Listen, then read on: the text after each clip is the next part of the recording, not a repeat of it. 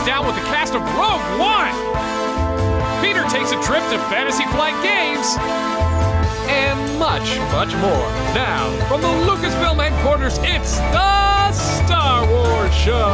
Hello, I'm Peter Townley. And I'm Andy Gutierrez. Welcome to the Star Wars Show, the only Star Wars show on the internet that locked Diego Luna in a copy room for minutes on end. Is he okay? Oh yeah, he is just fine. Let's go to the news.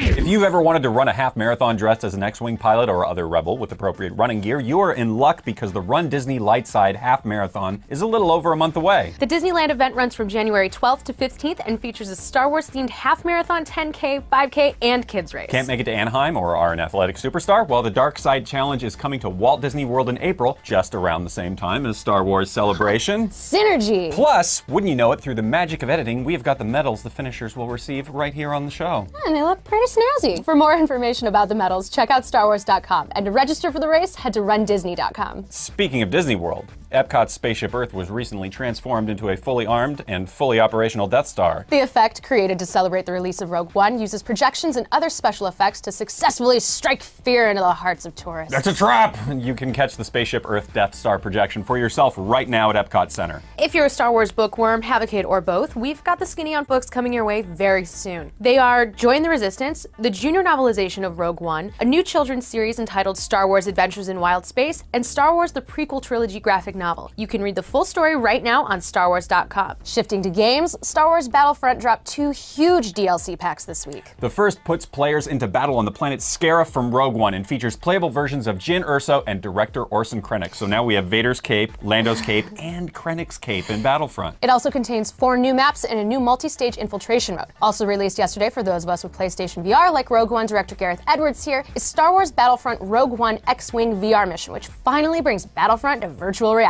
Both are available right now for Battlefront Season Pass holders. Finally, before I sit down with the cast of Rogue One in our studio, we had a chance to catch a very special moment in our halls last week. Lucasfilm President Kathleen Kennedy, along with director Gareth Edwards, led the ILM VFX crew in a celebratory toast for their amazing work in Rogue One, and well, they got a pretty exciting phone call right in the middle. Watch. You know, the amazing thing is that we're cresting 4 years since we all started talking about making Star Wars movies, and it's pretty hard to believe that we are about to release our second. I got off the phone about a half hour with George Lucas. The story was really emotional and it all looked great, and just couldn't stop talking about how happy he was.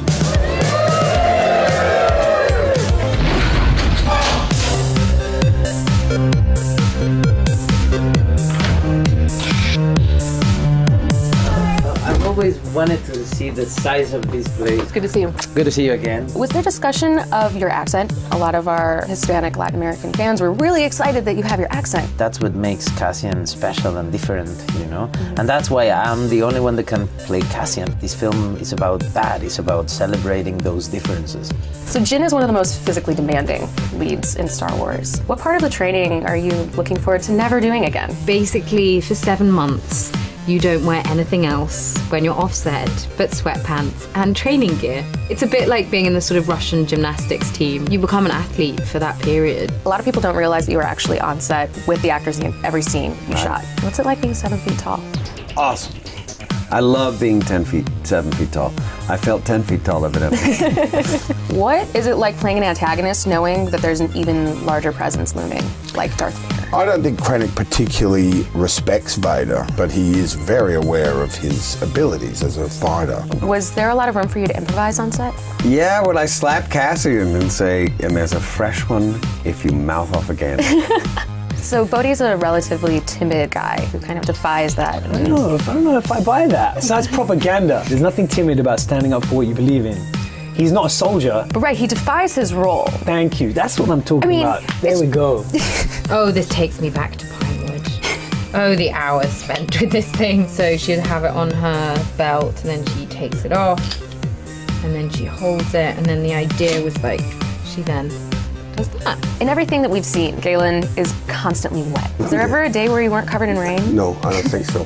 And there was actually an indoor scene, but then they figured out that you just came from outdoor and it was raining, so it was wetting me down again. Are you sick of talking to me yet? I feel like you're probably just like, Star Wars show again.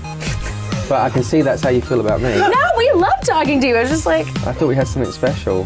what would K2SO, a Star Wars story, be about? It would be like a buddy cop comedy. Oh, that would be good. Yeah, a buddy cop comedy where I'm the wisecracking one. And he's like, K2, please.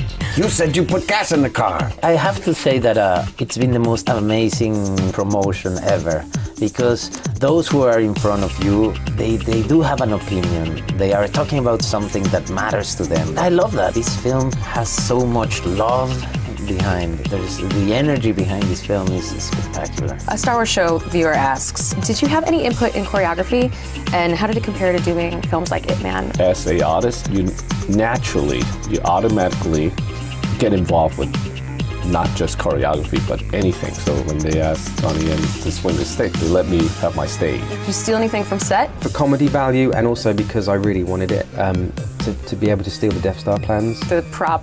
Yeah, I had to find out exactly where it was going to be, and then we just grabbed them and went. Last question. Yeah. What are the top... Last question. Yeah, well, you're a busy You man. guys don't. Wow, I'm clearly expendable. That's the Empire for you. Last question. Yes. What would you say are the top 3 questions that you get asked at every press event? What was it like working with Darth Vader? Who's Cassian? How is it that you were just a voiceover guy? What was it like being on a Star Wars film? What is it like being in Star Wars? Star Wars. Oh my God, Star Wars. It's amazing! It sucked.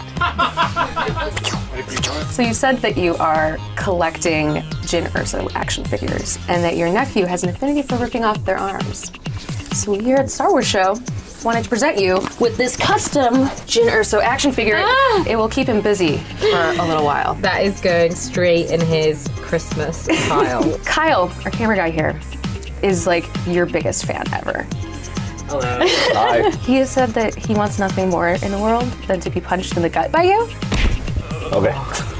What the Did you read the comics when you were a kid? Yeah, this is the Latin American. No mames! Sorry guys, but this is a big deal. Thank you.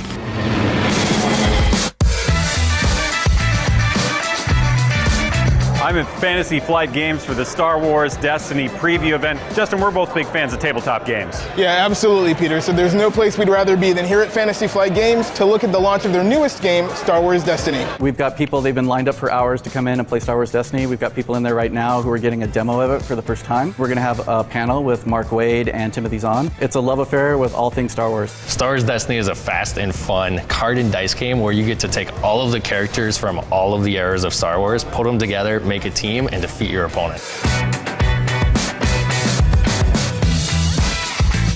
So now Finn's gonna do 2 damage to Kylo Ren. I feel, for you, a great disturbance in the Force, and there's only one thing that I want to say to you right now. You are part of the Rebel Alliance and a traitor. Take him away. Oh. Okay. More Star Wars show coming up in a second. Gotta admit, still kind of jealous you got to interview the cast this week. Yeah, but you got to go to Minnesota in the winter. Yeah, it's not the same thing. Pretty cool, but you'll get your chance on Saturday. That's right. That's a good segue. This Saturday, Andy, myself, along with Anthony Carboni and David Collins will be hosting the Rogue One: A Star Wars Story red carpet live stream presented by Verizon this Saturday night, beginning at 5 p.m. Pacific time. You can watch it on StarWars.com, our YouTube channel, the Go90 app, and Fios TV. You might want to bring this because it was cold last year. Oh. Yeah. And as always, remember to check out the Star Wars After Show presented by Verizon, where I, along with other esteemed Lucasfilm employees, sit on the couch behind me and dish about what went down on this week's The Star Wars Show. Spoilers, I'm probably going to talk about how charming Diego Luna is in person. You have been talking a lot about that It's lately. true, he is. Watch it this Thursday and every Thursday on youtube.com/Verizon. Thanks for watching, and may the Force be with you. Do you think Diego won't mind that I borrowed his jacket? I'm sure, he's a nice guy. Yeah.